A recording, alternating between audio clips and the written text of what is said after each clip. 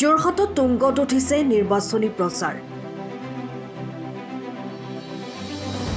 প্ৰাৰ্থীসকলে ঘৰে ঘৰে গৈ সভা পাতি আৰু ৰেলী কৰি চলাইছে প্ৰচাৰ। সমাগত পঞ্চায়ত নিৰ্বাচনৰ বাবে মাজত মাত্ৰ 2টা দিন বাকী আৰু মাত্ৰ কিছু মুহূৰ্ত বাকী নিৰ্বাচনৰ প্ৰচাৰ অভিযান সামৰণি পৰিবৰ বাবে। সেই অনুসৰি নিৰ্বাচনী প্ৰচাৰ অভিযান জোৰদাৰ কৰি তুলিছে বিজেপি, এজিপি, কংগ্ৰেছকে ধৰি বিভিন্ন দলৰ প্ৰাৰ্থীসকলে।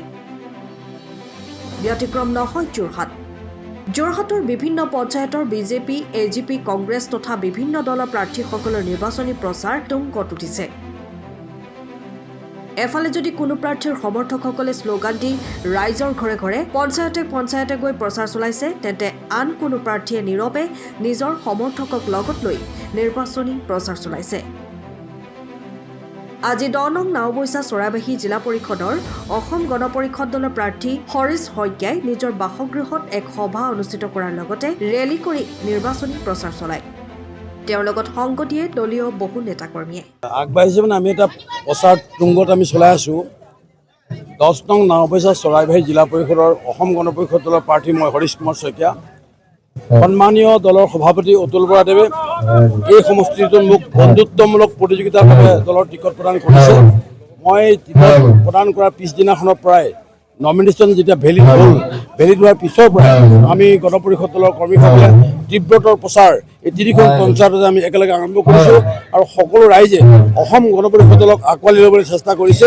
আমি যিমান স্থানত গৈছোঁ প্ৰত্যেক স্থানতে এই পুৰণা দলটোক আঁকোৱালি ল'বৰ কাৰণে সকলো ৰাইজে অকুণ্ঠ সঁহাৰি আগবঢ়াইছে। বিৰোধী দলৰ প্ৰচাৰ নাই যদিও তলে তলে আমি 2 জেগাত দেখা পাইছোঁ আৰু তেওঁলোকে কেনেধৰণে প্ৰচাৰ চলাইছে মই নাজানো। মই কিন্তু মুকলিমূৰীয়াকৈ প্ৰত্যেকখন গাঁৱত গৈ চুকে কোণে মানুহৰ ঘৰে ঘৰে সোমাই মই প্ৰচাৰ তীব্ৰতৰ কৰিছোঁ। এইকাৰণে যে 855জন শ্বহীদৰ তেজৰ বিনিময়ত গঠন অসম গণ পৰিষদ এতিয়াও নিষ্ক্ৰিয় হোৱা নাই। সক্ৰিয় কৰিবৰ কাৰণে অসম গণ পৰিষদৰ টিকটটো প্ৰদান কৰাৰ কাৰণে সন্মানীয় সভাপতি মহোদয়ক মই পুনৰবাৰ ধন্যবাদ জনাইছোঁ যে আমাৰ দলৰ প্ৰতীকত যেতিয়া আমি খেলিবলৈ পাইছোঁ, পুৰণা কৰ্মীসকল দলে বলে ওলাই আহিছে আৰু এই সমষ্টিত 100% মই জিকিমেই জিকিম। পঞ্চায়ত 34 নং পশ্চিম চাৰিগাঁও গাঁও পঞ্চায়ত, 34 নং নাওবৈচা গাঁও পঞ্চায়ত, 48 নং নামনি চৰাইবাহী গাঁও পঞ্চায়তৰ এটি 3খন পঞ্চায়তত আমাৰ আজি প্ৰচাৰ কাৰ্যসূচী চলিব। আমাৰ এতিয়ালৈকে মটৰচাইকেলত অতি কমেও 300খন মটৰচাইকেল আমি মাতিছিলোঁ। লগতে আমাৰ 11খনমান অটো আছে। বাকী আমাৰ প্ৰত্যেকবিলাক ব্যক্তিয়ে মোৰ যিবিলাক সতীৰ্থ বন্ধুসকল আছে নিজৰ নিজৰ গাড়ী লৈ তেওঁলোক দলে বলে ওলাই আহিছে।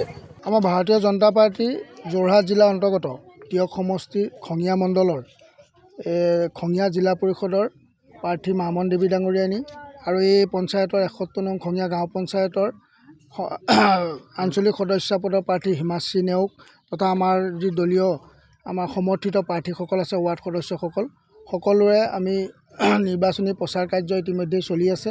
আজিও আমাৰ 71 নং খঙিয়া গাঁও পঞ্চায়তৰ 1 নং ৱাৰ্ডত আমি ৰাইজৰ একেলগ হৈ আমি যি নিৰ্বাচনী চিঠি দিয়া পৰ্ব তাৰ আজি আৰম্ভ কৰিছোঁ আৰু অনাগত দিনত আমি ৰাইজৰ সকলোৱে সহায় সহযোগিতা আন্তৰিকতাৰে কামনা কৰিছোঁ যাতে আমাৰ ভাৰতীয় জনতা পাৰ্টি আৰু অসম গণ পৰিষদৰ মিত্ৰজোঁটৰ আমাৰ জিলা পৰিষদৰ প্ৰাৰ্থী আৰু আঞ্চলিক সদস্য প্ৰাৰ্থী আৰু লগতে আমাৰ দলৰ যিখিনি সমৰ্থিত ৱাৰ্ড সদস্য আছে সকলোকে যাতে ৰাইজে ভোট প্ৰদান কৰে আৰু উন্নয়নৰ স্বাৰ্থত ৰাইজ আমাৰ লগত আহি আমিও যাতে আমাৰ দলৰ ভেটি তথা আমাৰ ৰাইজৰ যি চৰকাৰৰ যিখিনি উন্নয়নমূলক আঁচনি সেইখিনিও যাতে আমি ৰাইজৰ মাজলৈ লৈ যাব পাৰোঁ, তাৰ কাৰণে আমি আজি ৰাইজ ইয়াত একত্ৰিত হৈছোঁ আৰু আমি 1 নম্বৰ ৱাৰ্ডত আজি এই নিৰ্বাচনী প্ৰচাৰ আৰম্ভ কৰিছোঁ।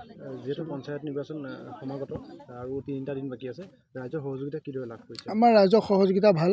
ৰাইজ সদায় উন্নয়নৰ পক্ষতে থাকে আৰু ভাৰতীয় জনতা পাৰ্টীৰ তথা আমাৰ মিত্ৰ দলৰ যি চৰকাৰ ইতিমধ্যে অসমত চলি আছে, কেন্দ্ৰটো মোদী ডাঙৰীয়াৰ নেতৃত্বত যি চৰকাৰ চলি আছে, সেই নেতৃত্বৰ চৰকাৰৰ প্ৰতি ৰাইজৰ আস্থা ইতিমধ্যে আছে। আৰু আমাৰ যি কৰ্মদক্ষ মুখ্যমন্ত্ৰী তেখেতৰ যিটো মনোভাৱ দেখিছে ৰাইজে সেইখিনি উন্নয়নৰ স্বাৰ্থতে আছে। সেইকাৰণে ৰাইজ আমাৰ লগত আছে। আমি ভাবিছোঁ আমাৰ এই খঙিয়া জিলা পৰিষদ অন্তৰ্গত আমাৰ 7টা পঞ্চায়ত আছে। 7টা পঞ্চায়ততে আমাৰ আঞ্চলিক সদস্য যি মিত্ৰজোঁটৰ আঞ্চলিক সদস্য আছে সকলো জয়ী হ'ব আৰু আমাৰ যি জিলা পৰিষদৰ প্ৰাৰ্থী তেখেতো বিপুল ভোটত জয়ী হ'ব। আৰু আমাৰ ইয়াৰ যি 7টা পঞ্চায়তৰ 70টা ৱাৰ্ড সদস্য যি আমাৰ সমৰ্থিত ৱাৰ্ড সদস্য আছে সকলোৱে আমি জয় হ'ব বুলি আমি আশাবাদী।